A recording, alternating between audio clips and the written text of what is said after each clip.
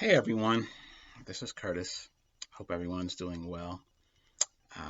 Just wanted to talk about a unique experience that I've had over the past several years. Hope everyone's doing well. I know with COVID and social distancing and not being able to see families and people being out of work, there's a lot going on. People are suffering. People are really having a hard time. I'm just kind of figuring things out, a lot of uncertainty in the world, and I think for a lot of people, it's everything that's going on is just really difficult. And hey, and I'm definitely empathetic towards that pain and that suffering. Particularly for a lot of people mentally. But I hope everyone's doing well. That's my sincere prayer. And if you're not doing well, then hopefully you are going to get some help or some relief comes through. Excuse me, I'm just putting my phone on mute because I get a lot of phone calls. I don't want to get phone calls. But anywho, I'm going to this. I've made a lot of videos over the years. Since 2009, I've made a bunch of videos talking about all different types of topics, and this is probably going to be the most difficult. So I'm going to take this nice and slow. And I hope my intention, because I know this is going to be a sensitive video for some, my intention is to talk about a legitimate mental issue that I've had, OCD, and the particular type of OCD that I've had that have really affected my quality of life. It is not my intent to slander or to shame anyone within the LGBT community, or any person who may be in the closet about their bi or homosexuality. I am talking about my own unique experience. And there is a clear distinction between gay OCD and homosexuality. That's two different things. One involves having intrusive thoughts that one is or may be gay, and another is, a genuine attraction to another human being, of the same sex, which is natural and which has been around for, it's a part of just our humanity. So I just want to make that clear distinction that, but I know some people they may conflate the two issues, but they're not. What I had and issues that I had was and is that I have since discovered a legitimate problem that people can of all walks of life can have, and it's something that for many people it can really destroy their lives. Um, it it almost destroyed mine. I've definitely contemplated at different points in my life when I was struggling with OCD, gay OCD in particular. I definitely contemplated suicide. I've never actually gotten there, but um, when you have these thoughts, nonstop intrusive thoughts, and you're engaging in these compulsions, you have a nonstop anxiety, it really does destroy your quality of life. And for some people, it caused them to end their lives, unfortunately. Um, so yes, I'm going to talk about my story, my 10-year struggle with gay OCD and how it started and everything. And I'm going to provide context. So, growing up as a child, I was always a real kind of like emotional child, really in tune with my emotions, particularly my feelings of sadness. I know a lot of young boys in our society, oftentimes, the only thing they're in tune with is anger. And oftentimes, that's the way boys are taught. They're taught to suppress their feelings, their sadness, their vulnerability, their anxieties, because you got to man up, you got to be tough, you got to, you can't show, any emotion. It's really, the way we raise boys in a society really does boys a disservice. It really does. It really takes away. It really takes away their humanity. It doesn't allow them to experience the whole wide range of emotions. And even further, because of all the way, things like circumcision and other things that we just routinely do to boys, we don't even like take into account that, hey, boys feel pain. Like, it's painful to have your penis mutilated. It's painful to, to be spanked or to be abused or to be shamed by a loved one or to even be yelled at. It's painful and it's traumatic. But we nurture our girls and kind of, show that tough love to boys, and and it doesn't work. It didn't work on me, and it doesn't work for any human being. Human beings need unconditional love. We need nurturing. We need affection, touch, positive touch, not negative touch, but positive touch. And when we don't get those things, then we develop all different types of coping mechanisms and addictions and PTSD, or we just develop all these different mental issues as a result of that. But that's a whole nother other topic. But yeah, growing up as a child, I've never been into conflict. I've never been into roughhousing. I grew up only child, outside of the suburbs of Philadelphia, in a white, predominantly white only community. So, I just never was, I wasn't a traditional boy. Yeah, I used to like to play sports, but even then I wasn't really aggressive. I remember, I was the type of child, I'd be in the baseball field and I'd just be like, because baseball was boring to me. I would be like in the, in the outfield, just kind of looking in the sky, like, and like if a ball was hit my way, I'd be like running from the ball because I'd be scared. I'm like, it's gonna hit my head or something like that. So I was never really a really assertive or aggressive boy. I was always really kind of shy and quiet and low key, and yeah, that's just who I was, But I always felt, of course, growing up in a white environment, you feel different, and white people will remind you that you're different, frequently. And coupled with the fact that I wasn't like really kind of like a real kind of, a boyish boy, if you will, in a stereotypical manner, that's just how I was. That's in kind of, to who I am to an extent today too, as well. But I recall, at different points thinking that, well, man, maybe, because I'm not into all these different things, maybe I'm gay. I recall thinking that as a child. And I never had, same-sex attraction. I could always look at men and say, oh, he's a handsome guy, but I never, felt like I wanted to, I was attracted to the same sex, or I wanted to pursue intimate or romantic relationships with the same sex. But I recall having that thought, of like maybe, and I think, that gets into, masculinity. And, oftentimes you hear the notion of, toxic masculinity, but, I've come to the realization that masculinity is toxic. There's no such thing as toxic masculinity. The idea of masculinity is toxic because, it's a social construct. And the idea that men have to be put into certain boxes and can't, deviate from that box. Otherwise they lose their manhood, or, they're less than, they're a punk, they're this, they're that, all these different, phrases. Shaming tactics are used towards men and boys. Is really destructive. It's like, hey, why can't a boy, play with dolls? What's the problem with that? Why can't a boy be in touch with his feelings and be kind of quote unquote soft and, quote unquote, feminine? And again, these notions of femininity and masculinity, they're ingrained into our culture, but they're just some bullshit that somebody made up. It's not really real at all, because if you're a human being, you're supposed to be able to be nurturing. You're supposed to be able to feel pain and to cry and feel anxiety and feel a wide range of of emotions.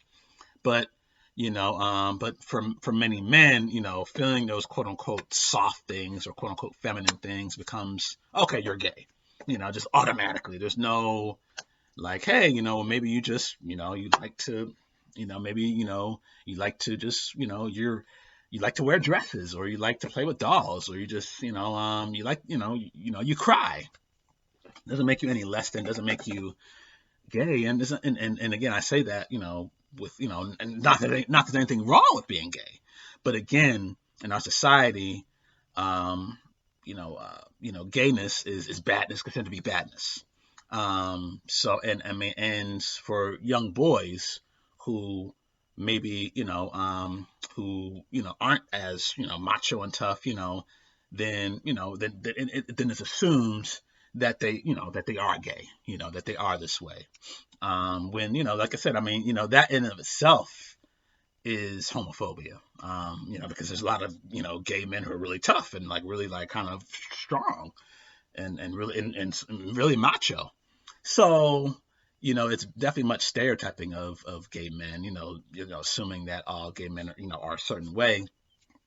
But even then, what's even more problematic is that, again, is if you don't fit within a certain gender, a sex stereotype, then, it's like, oh, you're this, or, you don't fit within that sex stereotype because you're this, which is, it's bullshit to me. So I remember having that thought though, as a child, and I grew up Catholic, so of course, Catholicism is pretty much the root of homophobia, probably without, or Christianity, if you were religion, is the root of homophobia throughout the world. And but I wasn't raised to be homophobic and to look down upon gay people.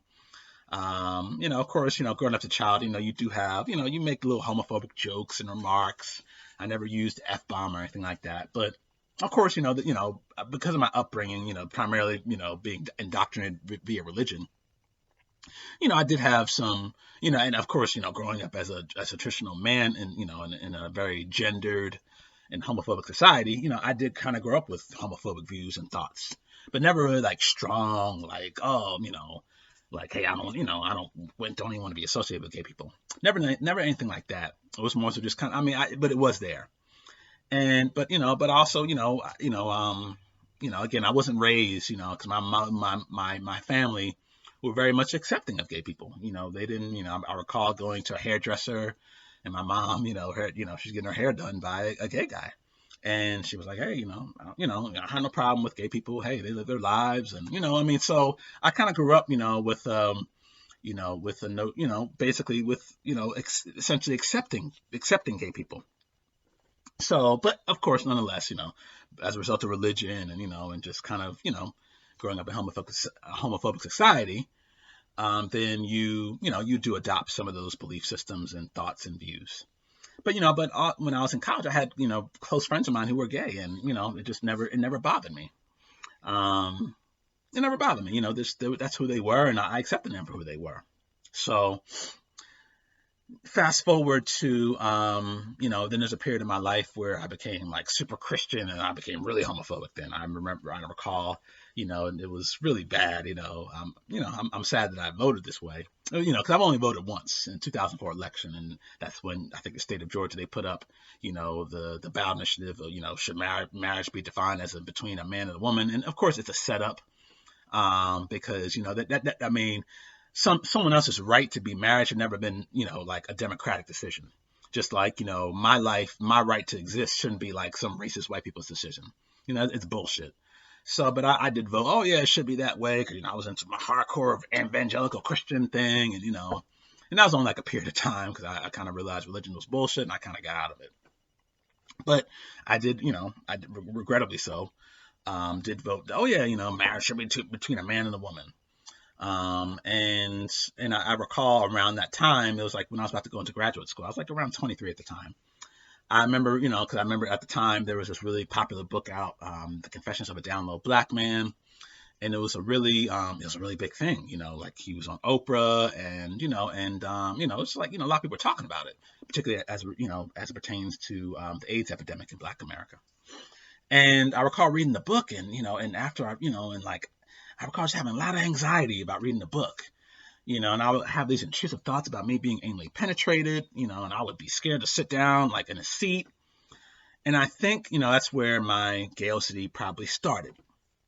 Because I read this book, and, talking about, how these individuals, how, him and the people that he was, he was interacting with, how they had sex. So, it was graphic, I mean, it was sex.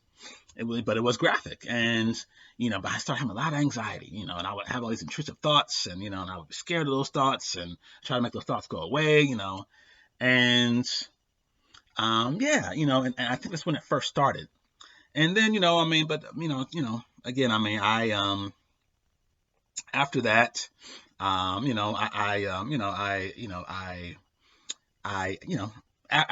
that time, I didn't really have the intrusive thoughts as much, but I did become more homophobic.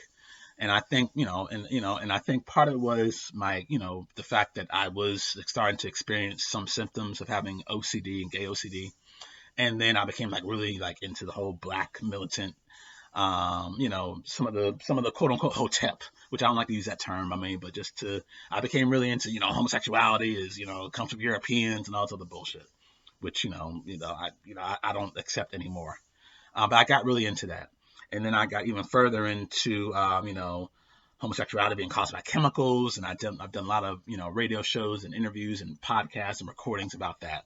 So, essentially at about the age of 23, I became really, really homophobic. Not like, not again to the point where I was, really, dropping F-bombs and, but I became less accepting of homosexuality, and more kind of like, the topic of homosexuality generated a lot of anxiety for me. And looking back, I think it was due to, me developing some OCD, like a mild type of OCD. And around 2010 is when the OCD became like full blown. I recall that I was, just sitting in my house eating a sandwich. And I think, what was the movie? It was Why Did I Get Married To, with one of the brothers in there, really muscular. And I remember looking at him and thinking, like, man, just looking at him. I was looking at his body, because it was on the screen. And then I started obsessing, like, oh my God, am I gay? And then the intrusive thoughts, I would have nonstop intrusive thoughts from there about, possibility that I was gay or I might be gay, and it just would never stop. And I started kind of freaking out, because I'm like, I never felt like I was, and never felt like I was attracted to the same sex, and, and it freaked me the fuck out. So then I recall, like, there'd be periods of my, like, I would sit in the house, I would just like look at like half naked men, and, and see like if I got an erection, and that's what's known as checking. And I'm going to kind of, talk about, basically gay OCD, and kind of provide more information on it, because I get a ton of questions, about it. And, so I'm going to break it down. I'm talking about my experience first. So, I would check, and, okay, am I getting aroused? And from there, like, if it became a situation, I would just have nonstop anxiety and nonstop intrusive thoughts, for years. And I recall, like, kind of, I was like, what's, thinking, what's wrong with me? Is this, am I really gay? Or, have I been in the closet all these years? It's like all this stuff was kind of freaking me out. And then I think I looked up gay OCD, or I looked up, having intrusive thoughts about homosexuality. And I looked up, something about gay OCD. And I was like, okay. And I think it kind of provides some context of what I was dealing with, but of course I didn't really get help at the time. But it kind of provides some context. And then I think I knew, I think maybe the first 2 years into my having it, I kind of knew that, about what was going on. So it started around 2010. By around 2013, I kind of knew what was going on with me. And I recall, I think, because I was dating a young lady at the time, but I told her, about, essentially what I was dealing with. And, and she had questions. She was like, okay, Curtis, it's okay if you're bi, or you want to, be with a man, that's okay. It's cool, but just be honest. And I was like, I don't feel like I want to. I'm just having these thoughts, and, of course, I mean, I think for a lot of people, who maybe, don't, understand what KOCD is, and, just generally speaking, I mean, essentially if you have, and particularly for men, it's like, again, going back to the, the notions of gender and masculinity and sexuality, and, and how a lot of how we've been taught about these things really fucked up. Yeah, it's like, for a lot of men, you have a gay thought. Oh, that must mean you're gay. Oh, and oh my God, if you're a man, you're gay, and that's bad. So, what society considers to be bad. So, I mean, you can be quote unquote straight and have sexual experiences with men. You can, you can be bisexual. You could be fluid. You could just have gay thoughts. Um, it may or may not mean anything. It could mean something. It may not mean something. But, for me, I latched on to those thoughts. But yeah, but the automatic assumption is that, okay, if you're having the thoughts, that means you're gay, or you wanna, or you want to, have relationships with the same sex, when it may or may not be the case. So yeah, so I remember telling, she had questions, she was like, of course, the stereotype about black men in particular in Atlanta, a lot of black men here, they're on the down low or they're gay, so she had a lot of questions. But I just told her, what I was experiencing, just gave an honest truth about what I was experiencing at the time. And then, fast forward to 2013, I kind of learned more about it, and, and I got into another relationship. And I kind of told my mate, okay, this is, what I've been dealing with. But I just, it caused a lot of anxiety. I had some sleep disturbances, I became really, really homophobic around the time as well too.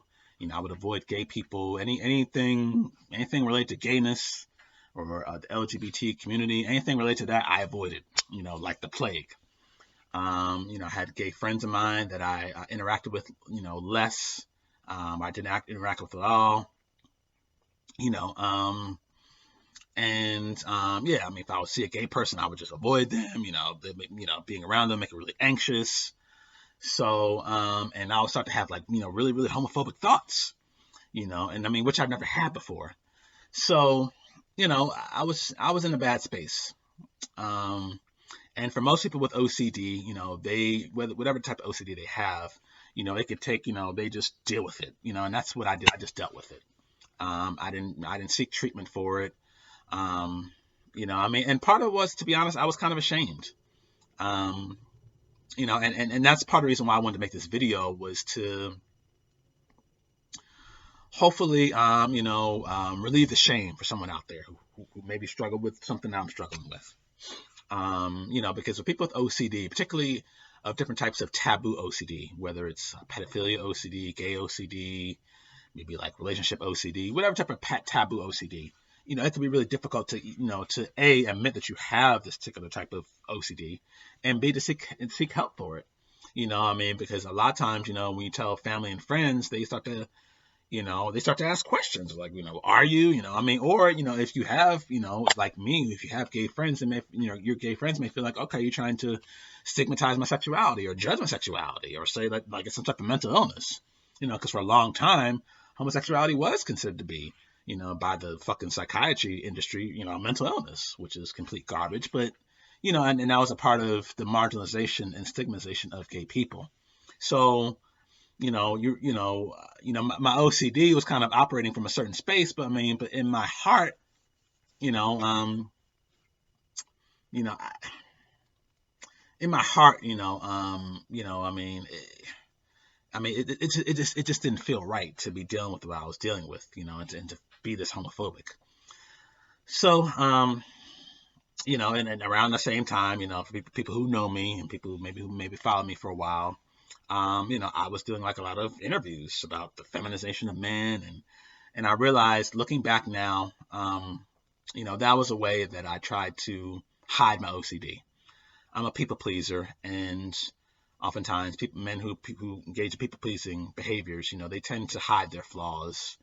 And me having OCD at the time was one of the quote unquote flaws that I've hidden from people and from I just told like family and friends about it just last year in 2019. It was one of those things that I kind of hid around, and talking about a lot of information was a way that I tried to cover up my OCD, and I regret doing that. And I want to offer here today my heartfelt apology for anyone within the LGBT community or friends or family who was offended by those videos and by my nonstop talking about that information about chemicals affecting people's gender and gender orientation or sexuality. It was never my desire to stigmatize or marginalize you. But I do know that I had put myself in a lot of compromised situations with people who were definitely homophobic and clearly had an agenda. And even myself, talking about a lot of that stuff. I mean, it was again a way of kind of covering up my gay OCD. Um, and I apologize for that. It's a chapter of my life that I feel bad about. And you know, um, I've come to realize that when you have OCD, that you do things that are out of character for you. Because like I said, I've been in situations where I'm kind of like forced to kind of go along with a really kind of anti-LGBT agenda, even if that wasn't what was in here within my heart. I kind of went along with it because of my operating from a very kind of operating from a place where I wasn't mentally well, and it doesn't excuse my behaviors, but um, it's something that I regret and I do apologize for. Um, it's not something that I'm proud about, but like I said, I've learned since I've been in therapy and since I've been in treatment that, people with OCD, they do a lot of things that, some people destroy their lives, like literally actually kill themselves. Um, they destroy their marriages, their relationships, long, relationships they have for years. They destroy all that, and they're not doing it intentionally. They're operating from a space of mental illness. And to provide some context, OCD, it does do that. I mean, it really can destroy your life. It is one of the top, most debilitating diseases out there, according to the World Health Organization. It's in the top 10. And for people who have it and who don't, get treatment for it, or, haven't been diagnosed and seeking treatment for it, it could just totally destroy their lives. So, yeah, I mean, I was doing that. And then, I think, everything kind of came to a head last year because my OCD jumped. I mean, because first I was just dealing with gay OCD, and it kind of jumped to dealing with some suicide OCD, death OCD, and sleep OCD. And then that's when I was like, okay, it's time for me to seek treatment, because I have been going to a therapist since 2014, and I was doing EMDR, and I was doing all these different things for my OCD, EFT, EMDR, hypnotherapy. I was doing a lot of different things, but none of them were really effective. None of them were really meaningful, in a sense that they weren't really getting to the root cause of what I was dealing with. It was kind of like a way of just, because at the time I just wanted to get rid of the anxiety. Like even the intrusive thoughts really didn't bother me as much, but I was just focused on getting rid of the anxiety because the anxiety made me feel uncomfortable. So, I finally kind of told some friends, told family, and I sought help. I got help for it. And I learned a tremendous amount about myself, about my values, about what really resonates with me. And I was in intensive treatment from about, let's see, from about August until December.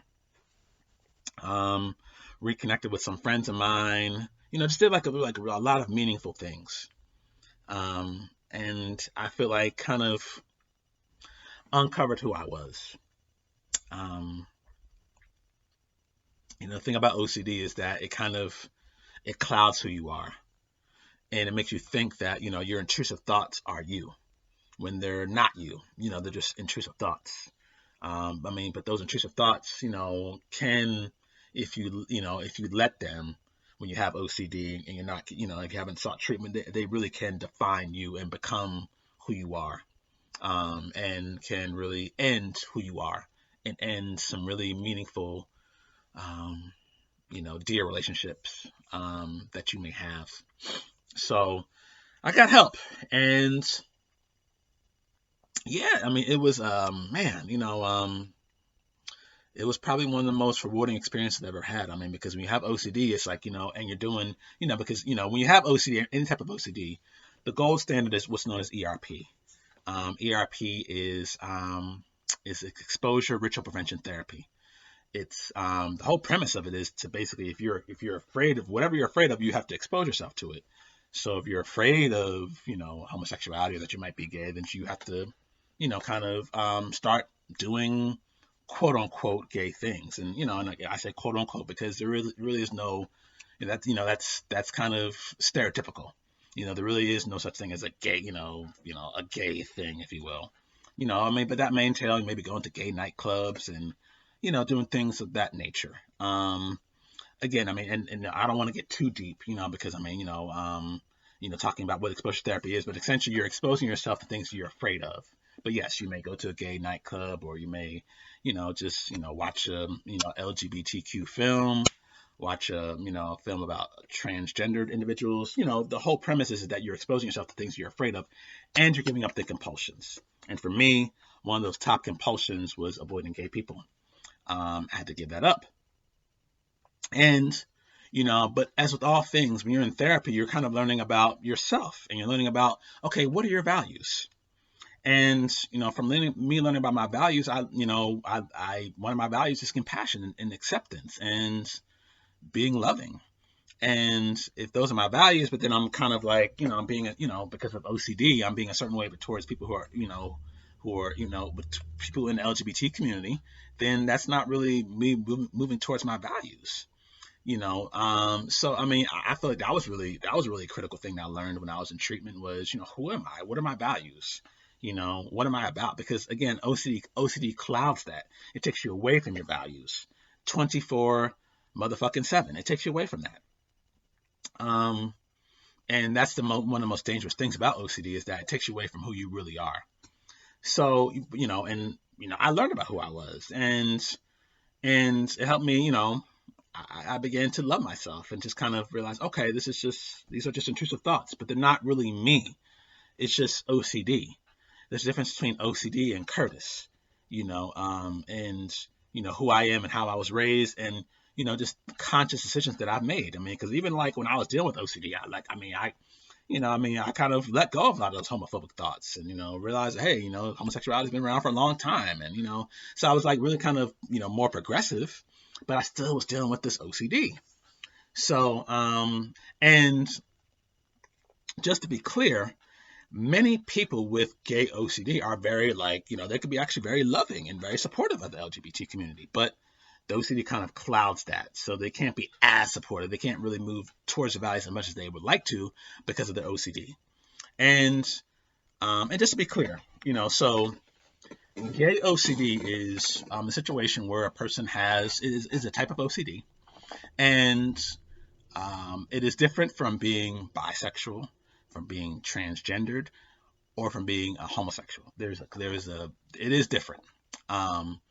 It entails a person who has intrusive thoughts that one is or may be gay, and then those intrusive thoughts lead to certain compulsions, and those compulsions may involve avoidance, checking, maybe excessive sex with the opposite sex. That's kind of like a way of reassuring yourself that you're not gay. Essentially you're engaging different compulsions, and the compulsion is anything that you do when you have OCD to either to minimize your anxiety. So like I said, for me, when I had, my, part of my gay OCD was like I avoided, anything that was related to homosexuality. I avoided it. I avoided gay people. I avoided anything that was gay, any movies, I avoided it like the plague. And oftentimes I engaged in what's known as checking. And oftentimes, because I'll have the intrusive thoughts of me being anally penetrated, I would oftentimes tighten my sphincter as well too. So that was another compulsion. And some people have other different types of compulsions, but those were some of mine. Yeah. And like I said, but some people, who are quote unquote straight men, they become excessively, they have to feel like they have to have excessive sex with other women, they constantly seek reassurance. They may go to different therapists to see, hey, am I gay? They may go to the therapist to ask, am I gay? So, these are all different, what's known as compulsions. And some people develop rituals around it. Ritual may be that, okay, that you have to, because you have gay OCD, you have to constantly watch porn every single night. That may be a ritual for you. And the whole premise of treatment for OCD is that you have to break the rituals and break the compulsions and start, exposing yourself to things that you are, that you are afraid of, that that your brain is telling you, is scary, or basically that you may have some uncertainty about. Because most people with OCD, they have an intolerance for uncertainty. They can't tolerate, things being uncertain. It's kind of like, they want to know, okay, am I straight? Am I gay? Am I bi? They have to have, 100% certainty. When, again, that's oftentimes, very difficult to ascertain. Particularly, like I said, because people, they could be fluid, they may be straight and may have same-sex experiences. So, yeah, the person with OCD, they have an intolerance for uncertainty. They don't like it. They have to know for sure. So, and again, a person with gay OCD, also to be clear, they could be very well be gay or they could be bisexual. But because of the intrusive thoughts and the anxiety, it clouds all of that.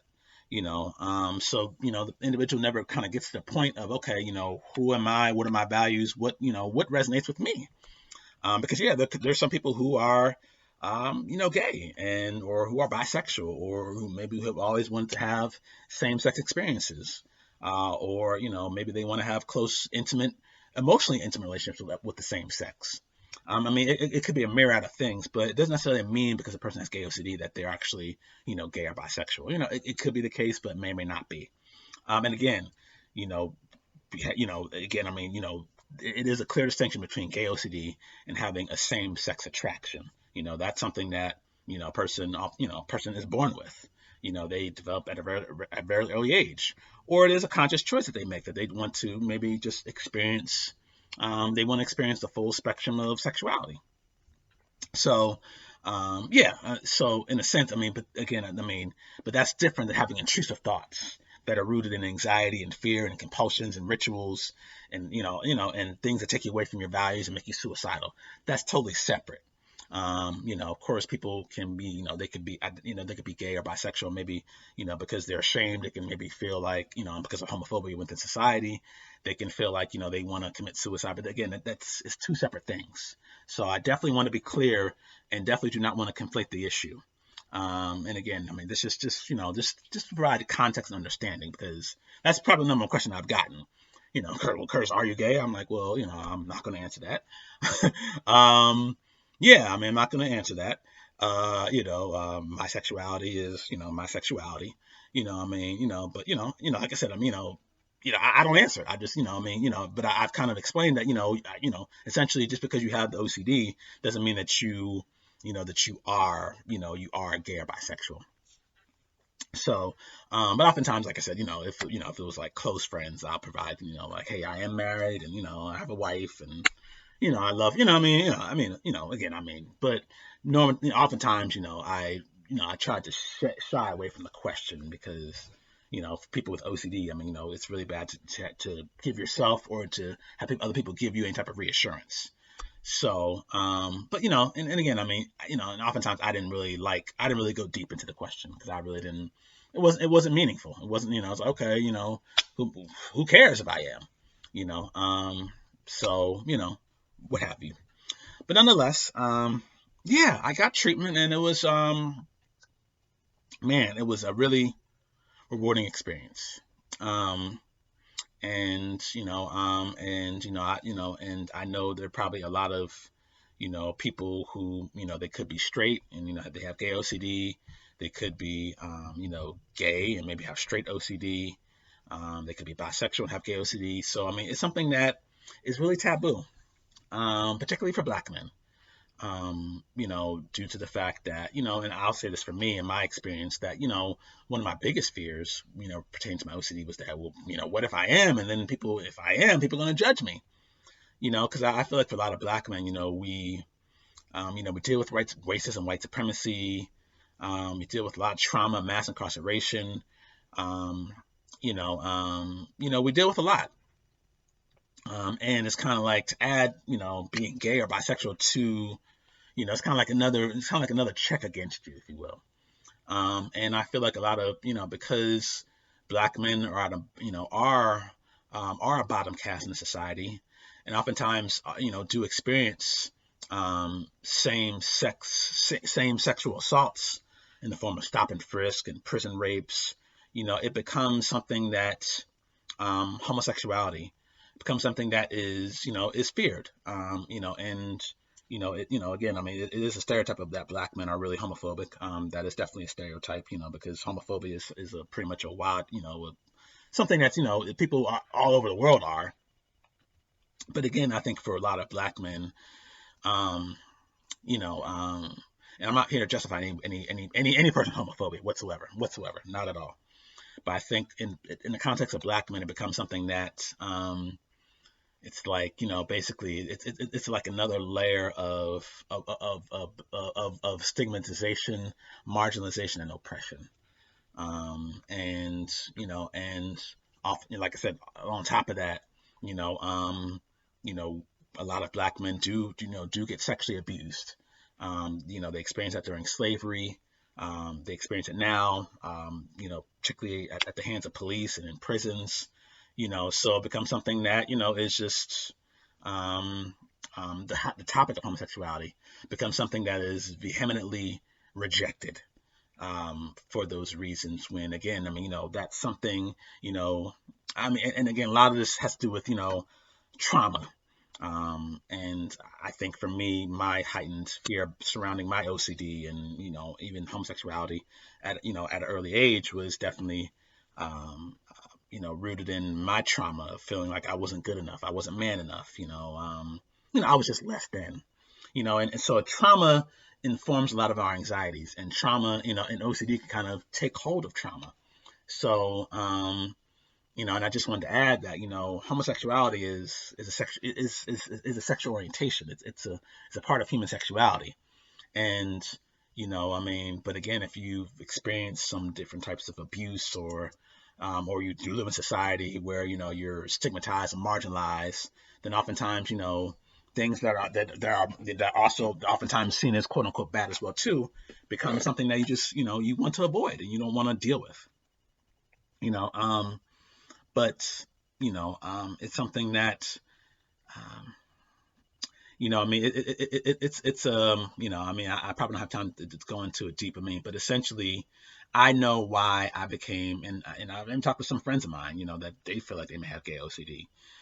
Again, I mean, for a lot of black men, that's the reason why, it can be so difficult to get treatment, and, to really deal with, to deal with this particular issue. Again, I don't want to talk about the topic of homophobia because I mean, which is bad.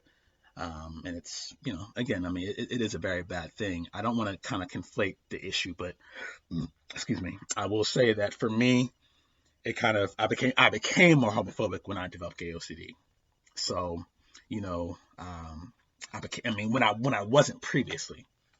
So, and my previous homophobia kind of kept me away from ever even acknowledging that I had a problem. Um, so I mean, it kind of became like a double-edged sword. It's like, okay, like I have gay OCD that's made me more homophobic, and because of my homophobia that I've developed over the years just from being in America, whatever, and growing up as a quote-unquote man, then it's like, okay, I don't want to tell nobody about my particular problem. So it becomes it's really destructive, really destructive. Um, and that's why a lot of men, they kill themselves, when they're having these intrusive thoughts, I mean, because I can only imagine, a saved, sanctified Christian, someone who's maybe evangelical, who's having these thoughts, or they're really religious, and and again, not, again, I mean, it's just, the topic of homosexuality goes totally against their beliefs, and I don't subscribe to those beliefs. I don't agree with those beliefs whatsoever. But I know for a person who has those beliefs, who then is having these intrusive thoughts, it can really kind of create a lot of damage mentally, and cause a lot of distress. So yeah, that was my struggle. I encourage anyone out there any man, in particular, who may be dealing with this particular type of issue to seek help. There are plenty of really good OCD therapists out there who practice ERP, and who can offer you a lot of insight and meaningful treatment, and help you, discover who you are, whatever that may be. And there's nothing to feel ashamed about, whatever that may be. Because if you are quote unquote straight, I mean, then hey, it's like, you'll just be able to have more meaningful relationships. You'll just be healthier, mentally healthier, and you'll be able to have more meaningful relationships with your spouse or with other people who are in the LGBT community, or just, just be able to just kind of engage the world from a more healthier space. So I encourage any man to just, to seek help. Um, you know, hopefully, I'm not gonna say don't be like me, but hopefully my story will inspire you to, seek help quicker, because I didn't get help until 9 years into it. Um, and oftentimes because OCD is kind of, it's not really well known, and it's kind of, and the word OCD is kind of just thrown around. It could be something that a lot of people just are not really, it's not really well understood. And the and taboo OCDs like gay OCD, pedophile OCD, it could really they could really be looked down upon. But I encourage you to, just to get help. There's no shame in, there's no shame in being gay. There's no shame of having gay OCD. It is a real thing, and it can destroy your life. And if you don't, get a hold of it, it will take hold of you. And I'm a living testament, and I've experienced that. But I've also experienced the relief and the recovery and the freedom of being able to be me. And, in no way am I perfect, but, I'm able to see, I like me now, I think, it's probably the first time in my life that I can say, like, I like me. I haven't always liked me. I haven't always look highly upon myself, but I'm able to see now that, there's goodness inside of me. And,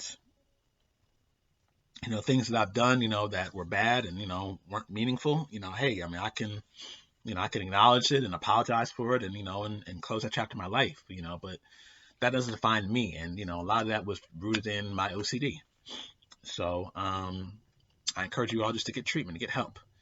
And, hopefully, this video will, help someone, get that relief. And please, if you have questions, I'm definitely open to, sincere questions about the particular type of condition that I had.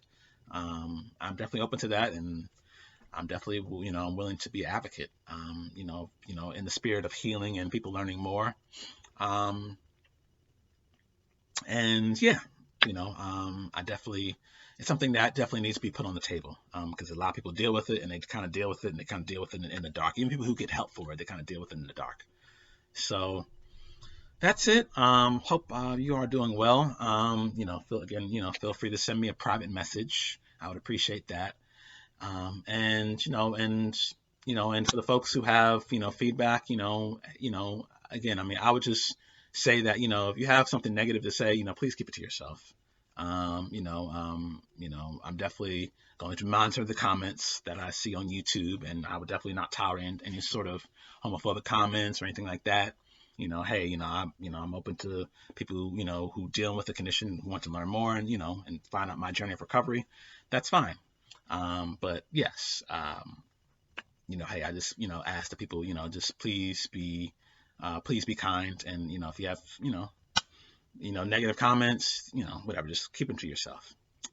So anywho, much love, and hope you all doing well, and take care, and I wish you all the best.